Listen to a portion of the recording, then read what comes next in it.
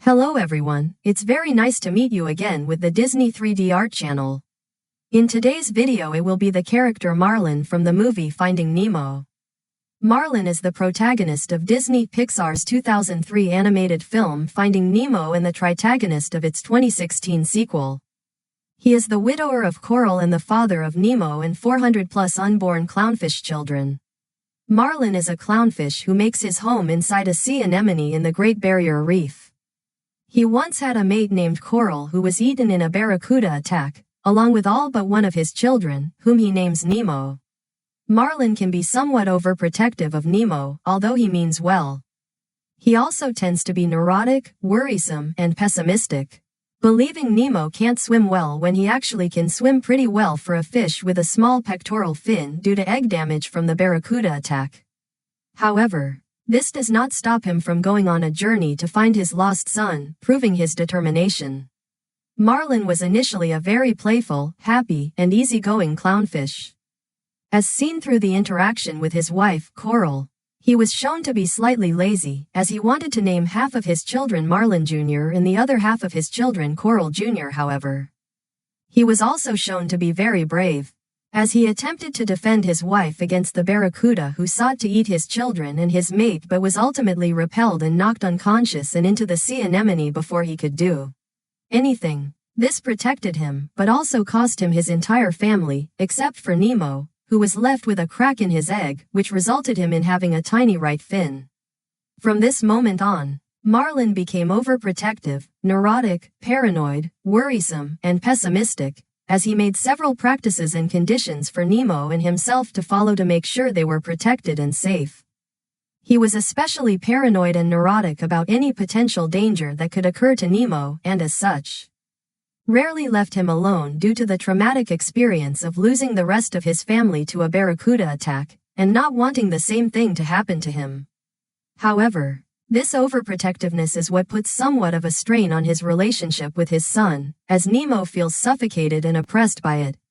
He also initially seems to be very serious, as shown when he can't tell a proper joke to some of Nemo's classmates' parents because he keeps explaining obvious aspects of the joke, causing him to be considered unfunny despite the apparent notion that all clownfish were supposed to be funny, which became a recurring gag throughout the movie as others state. He's not very funny for a clownfish. During his journey, Marlin was on the verge of losing Nemo, the only family member he had left, and was rushing as fast as he could to save him. This caused him to have little patience for Dora's antics and other distractions. However, despite these qualities, Marlin has proven to love his son more than anything and anyone in this world, and it is this love that fuels his determination, strength, courage, and bravery as he journeyed through the sea to find his son after he was kidnapped by human divers. Marlin overcame these obstacles with bravery and courage not seen in his previous behavior to recover the one he loved most in the world despite the odds being against him. Throughout the journey, he makes several friends and begins to understand that he should have given Nemo more freedom, particularly through his interactions with Dory and Crush, because as she states, "You can't let nothing happen to him, because then nothing will happen to him," meaning if he doesn't let him grow up and get out in the world, he won't be able to live life to the fullest. He also begins to enjoy himself more throughout his journey and slowly sheds his serious side, as shown when he has fun when he competes with Dory in racing to see who could get out of the Jellyfish Valley first and finally manages to have fun with his son Nemo by the end of the film. At the beginning of the film, Marlin and his mate, Coral, are admiring their new home and the drop-off and expecting over 400 children, who are due to hatch soon. She believes there's too much space, but Marlin assures her that their children deserve the best. He gets a little too excited, causing Coral to remind him that the kids are sleeping. They swim down below their sea anemone to a small grotto where over 400 clownfish eggs are being kept. Coral points out to Marlin that they need to give them names. Marlin decides to name half the kids Marlin Jr. and the other half Coral Jr. However, Coral says that she likes the name Nemo, to which Marlin agrees with, but says that he'll only name one egg Nemo as he wants most of them to be called Marlin Jr. Coral expresses her excitement over the fact that she and Marlin are about to become parents within a few days, though Marlin worries about the possibility of the children not liking him. Slightly annoyed, Coral reminds him of how many eggs there are, implying that at least one of them is bound to like him before swimming into the anemone. Marlin peeks in and affectionately smiles at Coral, to which the latter wonders why the former is looking at her the way he does at one point. Marlin asks Coral if she remembers how they first met, to which she smiles back and claims that she tries not to, though she's likely kidding. Marlin then starts teasing Coral for fun, making her laugh so hard to the point where she ultimately freaks out and tries to get away from Marlin by quickly swimming out of the anemone. When Marlin swims out after her, he notices that everyone outside had gone into hiding for some reason, which confuses him. He then turns to Coral, who is fearfully and silently staring into the distance at a barracuda watching them viciously. Marlin orders Coral to get back into the anemone, but Coral, worried about the unprotected eggs, looks down at the grotto. Marlin tells her not to go to them as he believes they'll be fine, but Coral doesn't want to take the chance and rushes down to the grotto, thus encouraging the barracuda to go after her and, at the same time, prompting Marlin to rush down in an attempt to save her, but nearly gets eaten by the barracuda. Marlin tries to block the hungry fish and fends it off from eating him, but then gets slapped by its tail, sending him crashing into a rock and landing in the anemone, knocking him out and losing consciousness. With Marlin knocked out, the barracuda eats Coral and the eggs, and presumably, while eating them, one of the eggs falls out of its mouth. When Marlin later regains consciousness that night, he discovers that the grotto is completely empty, and Coral and all but one of the eggs are gone, as they had gotten eaten by the barracuda.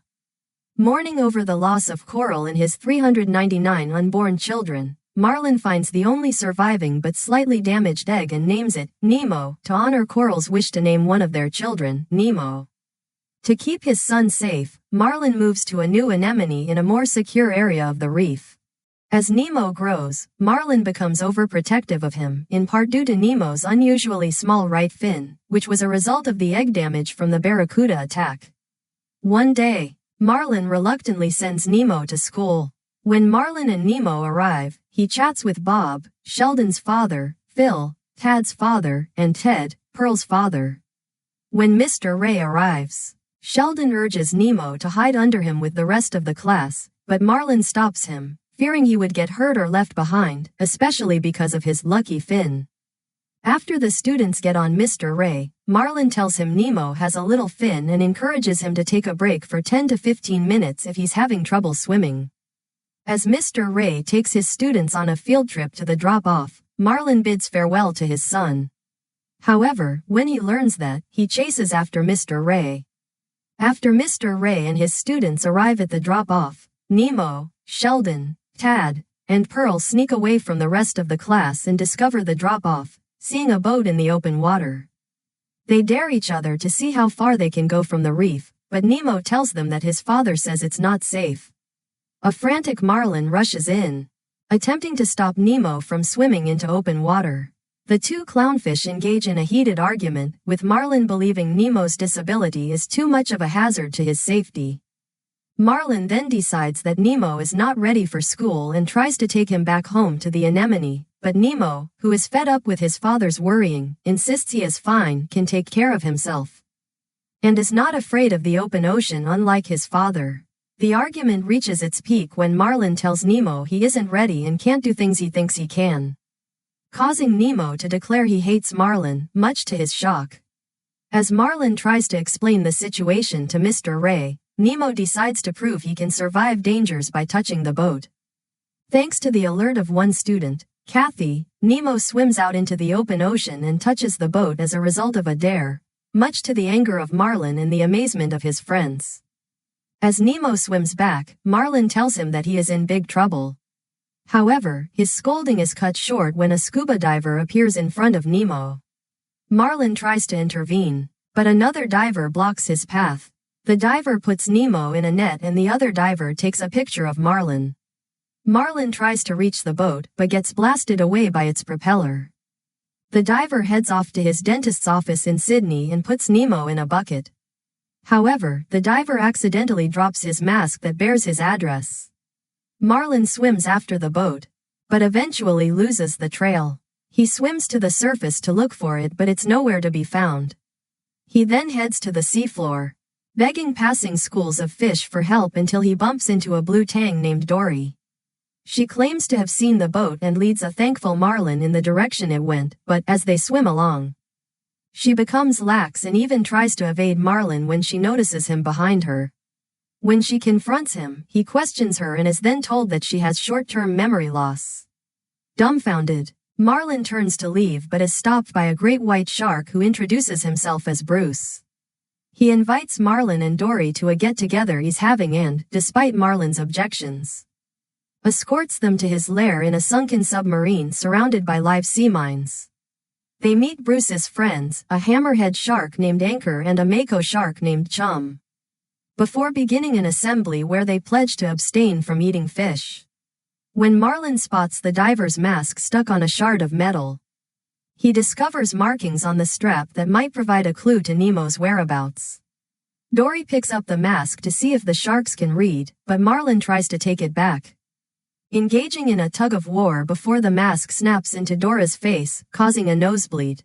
The smell of the blood invokes Bruce's inner carnivore and, though Anchor and Chum try to stage an intervention by holding him back, he mindlessly chases Marlin and Dory through the submarine, taking hold of the mask in his mouth in the process.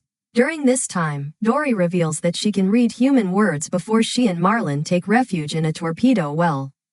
Dory releases the torpedo, which wedges in Bruce's mouth, giving Marlin enough time to grab the mask and flee back into the well. Bruce unintentionally throws the torpedo, and Anchor and Chum are able to regain his attention in time before they're able to escape just when torpedo sets off one of the mines. Dory pops up with Marlin and thinks if the party is over, which the torpedo hits one of the mines, causing a massive explosion of other mines across the ocean as Dory and Marlin both retreat into the submarine. The next day after surviving an explosion at the shark's lair, Dory does not notice that the mask she is sleeping on is about to fall into the abyssal zone. Marlin wakes her up, much to her shock, as the two attempt to swim away from the submarine, which hits a rock formation just before Marlin notices the mask falling onto the abyssal zone. Worried that the mask fell into the abyssal zone, this leads Marlin and Dory to retrieve the mask as she tells Marlin to keep swimming, much to Marlin uncomfortable of Dory singing to him just as the two arrive at the abyssal zone. Dory and Marlin attempt to find the mask that fell into the bottom of the abyssal zone only to find a mysterious light which is revealed to be none other than an anglerfish, which pursues Dory and Marlin in the abyssal zone. Soon as the anglerfish chases Marlin, Dory suddenly finds the missing mask which contains the address to Philip Sherman's office in Sydney while the anglerfish keeps chasing Marlin as Dory patiently reads the text on the mask carefully, causing her to remember the words, P. Sherman 42 Wallaby Way, Sydney. After finishing reading the text, the anglerfish suddenly becomes stuck onto the mask. Just as Dory and Marlin celebrate just before escaping the abyssal zone after Dory tells Marlin about the address to Philip Sherman's office. Elsewhere in the ocean, Marlin approaches a school of moonfish trying to get their attention of helping him and Dory find their way to Sydney just before Marlin approaches Dory, telling her if he could do it by himself, taking advantage of her short attention span, but he later regrets it when it physically hurts her. However, the leader of the moonfish tells Dory if she likes impressions from them. Seeing that the moonfish are not really helping her and Marlin, the latter asks them for directions, but later finds them useless, frustrated with Dory and her short-term memory loss. Dory never remembers Nemo's name, as Marlin regrets that no one is helping him. Dory then asks the moonfish if they have heard of Sydney, which may be linked to the mosque's written text at the bottom of the ocean, which they realize they have heard of it. The school of moonfish advises Dory and Marlin to follow the East Australian current by going through a dangerous trench current from a distance just before Dory encounters a small pink creature which she nicknames it, Squishy, just before touching its tentacles, realizing that this creature is a jellyfish, which Marlin shoos it away. However, Dory and Marlin find themselves in the ocean with various pink jellyfish around the two, worried that they are surrounded by large pink jellyfish. Dory interacts with a jellyfish bouncing on its top, which Marlin realizes that only the tentacles sting and not the tops of the jellyfish. Marlin offers Dory to play a game to find a way out of the jellyfish forest without getting stung. Dory accelerates past the jellyfish as Marlin attempts to beat her, only for Dory to be lost within the jellyfish. After Marlin escapes, she returns to the jellyfish forest to find Dory to make sure she is all right. He later finds an unconscious Dory and brings her out of the jellyfish forest using his confidence to rescue her just as he successfully brings Dory out of the jellyfish forest. Finally escaping from the jellyfish just before the two find themselves at the East Australian current. Marlin soon passes out and awakens on the back of a sea turtle named Crush, who is riding the current. After Marlin shares his story with some young sea turtles, word of mouth soon reaches Sydney and eventually, Nemo. Later, Crush tells Dory and Marlin that they are almost at the spot where Nemo would be just as he tells them to get ready to leave so that they can continue their journey to find Nemo just as Dory and Marlin exit the current, which they feel happy that they had a lot of fun in the East Australian current. As Dory and Marlin find themselves in the deepest part of the ocean, Dory sees no one to ask for directions except for a large whale swimming in the ocean. Dory tries to ask the whale from a distance, but could not hear the two fish asking him. Dory continues doing a whale call to get the whale's attention, much to Marlin's worry of what Dory is saying is not getting the whale's attention. However, the whale approaches Dory and Marlin, and as he approaches the two, they are suddenly swallowed by the big blue whale. Marlin eventually reaches Sydney's harbor by way of the whale, after becoming lost in the polluted water. Nigel, a pelican who has heard of Marlin and knows Nemo, takes Marlin and Dory to the dentist's office where Nemo was taken. There, they find Nemo, apparently dead. Nemo was actually faking it in an attempt to escape. Saddened, Marlin leaves for home, leaving Dory behind despite her claims that her memory is better with him. Later, while swimming through a fishing area, he hears a familiar voice calling out to him. He soon realizes that it's Dory and a still-alive Nemo. Dory had met Nemo and soon remembered everything, leading him to Marlin. Marlin happily reunites with his son. But the moment is cut short when Dory is caught in a fishing net. Marlin watches as Nemo is able to successfully rescue her with skills he learned while in the tank at the dentist's office. Marlin finally relents and becomes less overprotective. The end of the film shows Marlin, along with Dory, waving goodbye as Nemo goes off to school. During the end credits, Marlin and Nemo can be seen playing together when many sea turtle children jump on Marlin. In the sequel, Marlin, along with Nemo, accompanies Dory to the Jewel of Morro Bay, California in her journey to find her parents, whom she suddenly remembers. Marlin first appears in the flashback during the events of the first film where Nemo was captured by the divers and is worried that he lost his son after a boat, which is Philip Sherman's boat that Nemo touched from Finding Nemo, zips above Dora's head. As soon as Dory swims away, she collides with Marlin as the adventure of Finding Nemo begins. 1 year after Nemo's rescue, Dory is the next-door neighbor to Marlin and Nemo, living in a purple coral bowl, similar to her original home in the Marine Life Institute. Marlin and Nemo are disturbed by Dory in the middle of the night, who tells her to go back to bed until he gives up and gets ready for the day. The next day, Marlin and Dory accompany Nemo's class on a field trip to a stingray migration, much to Mr. Ray's annoyance. After Dory is knocked unconscious by a large flock of migrating stingrays and Dory decides to swim to the drop-off to find her parents after mumbling the Jewel of Morro Bay, California. Marlin refuses to go at first until Dory asks him if he's ever missed his family, which brings up memories of Nemo's capture. However, he begrudgingly takes Dory and his son with him as they go to see Crush and ride the current to California. In it, Marlin, Dory, and Nemo hang on to Crush as the three arrive at their destination in a sunken wreckage in Morro Bay, California, where he and Squirt wish the three good luck in finding Dora's missing parents. Upon arriving in Morro Bay, he, Nemo, and Dory arrive in a wreckage where hermit crabs keep shushing the three as they swim along, and shortly after, the three are chased by an enormous giant squid after seeing its eye and fearsome beak inside a crate. While trying to escape, Dory and Marlin are worried that the giant squid grabbed Nemo with one of its tentacles and tries to eat him with its fearsome beak. The two escape from the marine predator after the squid is stuck on a sunken crate while chasing the three. The squid is suddenly crushed as the three suddenly escape the sunken wreckage and arrive in the kelp forest in Morro Bay, California, where Marlin tells Dory to slow down because the giant squid is crushed when it tries to eat Nemo. Upon stopping in the kelp forest of Morro Bay, California, Marlin is worried that Nemo is injured after being chased by the giant squid and snaps at Dory for putting them all in danger. During which he tells her to go somewhere else and forget about it since that's what she does best, leaving her feeling hurt and causing her to swim off in despondency. Upon arriving on the surface of the Marine Life Institute, Dory gets kidnapped by 2 volunteers of the Marine Life Institute, and the father-son Clownfish duo goes on a quest to find her.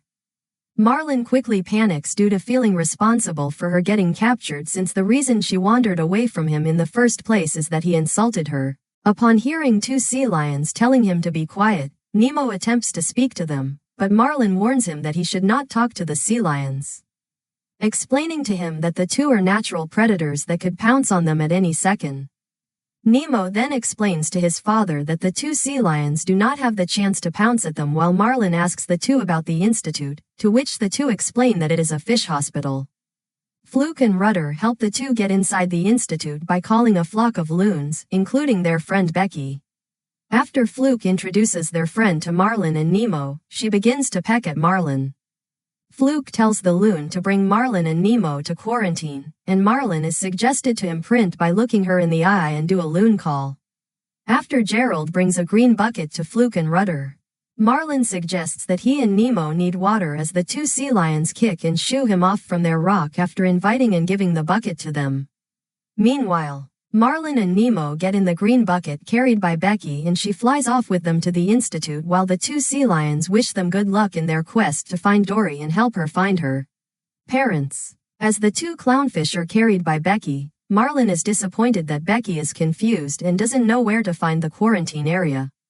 She then leaves Marlin and Nemo on a branch after she spots popcorn that fell on the floor and goes to eat it after Hank bumps into a girl who is carrying a cup of it while trying to get to the open ocean exhibit. The father-son clownfish duo, still in the green bucket, plans to approach Becky so that she can pick up the bucket again. However, the branch flings the 2 clownfish into a small tank outside a gift shop. Upon ending up in the tank, Marlin and Nemo see Becky carrying the green bucket to the quarantine area's roof. Marlin tries to call Becky for attention to rescue the 2, but Becky cannot hear Marlin yelling for help. Nemo becomes upset with him and his failed attempts and later snaps at him, saying he made her feel like she couldn't do it. However, Marlin realizes Nemo is talking about Dory, and Nemo says he misses her. Upon seeing a wind-up toy fish that resembles Dory, Nemo then asks what would Dory do, and they soon find a way out of the tank by using the spouts of water coming out nearby to safely hop over to a nearby fountain, where they discover a lonely, yet obnoxious clam who wants to chat with them due to having no one to talk to for such a long time. The 2 become quickly annoyed before discovering they can escape the fountain through the pipes. Marlin and Nemo later appear swimming through the pipes, shortly after which they finally find and reunite with Dory. Marlin explains to Dory that they encountered a talkative clam in the tide pool exhibit, and as they backed away, the 2 ended up in the pipes. Dory then guides the father-son clownfish duo to quarantine where her missing parents are supposed to be, and along the way, Marlin both apologizes to Dory for being too harsh and insulting her earlier, as well as comforts her when she worries if her parents will be happy to see her by assuring her they'll be overjoyed when they reunite. Dory and the clownfish duo soon end up in the quarantine area in which the 2 leap from tank to find her missing parents, then end up in a mop bucket in which Hank lifts them in a cup of water and brings them to a tank of blue tang fish. Upon encountering and asking the blue tangs about her parents, some of them explain to her that her parents are not in this area, leaving Nemo, Marlin, and Dory to worry that they may be dead. Due to the truck being ready to depart for Cleveland, he quickly scoops up Dory but forgets to grab Marlin and Nemo, leaving them on the truck, then gets spotted by some MMIII employees, forcing him to quickly flee, during which he drops Dory down a drain that washes her out into the ocean, leaving her all alone. Thankfully, however, she manages to find her parents and has a heartfelt reunion with them by following a trail of shells they had left for her since while they left the institute, they created a new home and situated themselves right outside of it in case she ever came back. Meanwhile, Marlin and Nemo are seen inside the truck that is en route to Cleveland looking for Dory since they lost track of her in the confusion. However, Dory then arrives at the rescue with some otters.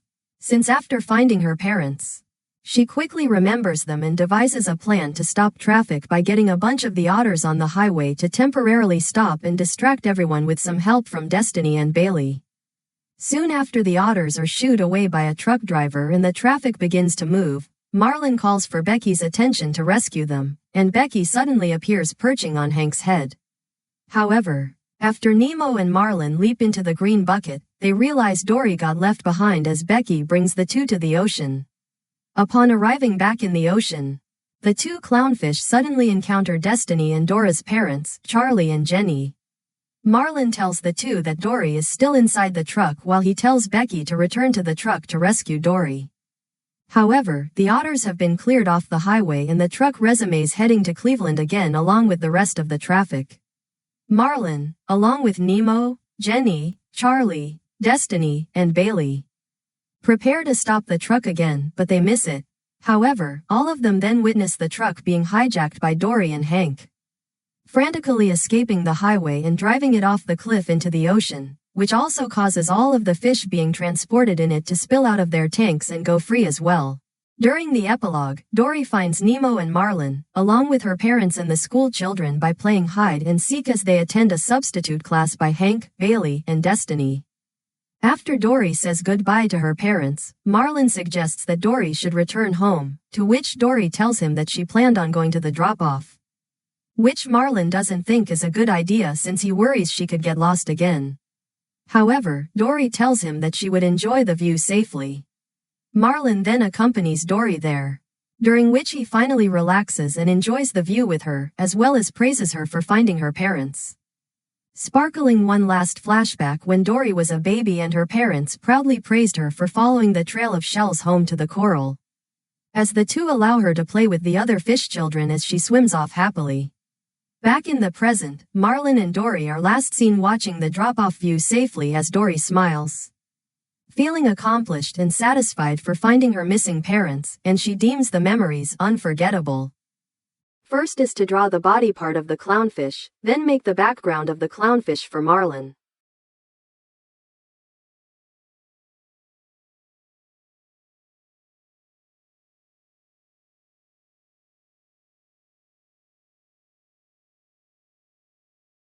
Next is to draw the tail of the clownfish, then draw the fin part on top the head and attach two fins on the body for Marlin.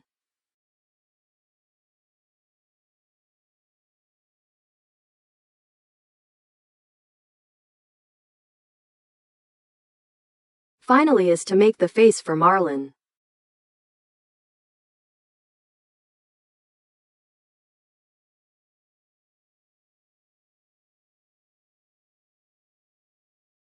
So the character Marlin from the movie Finding Nemo has been completed.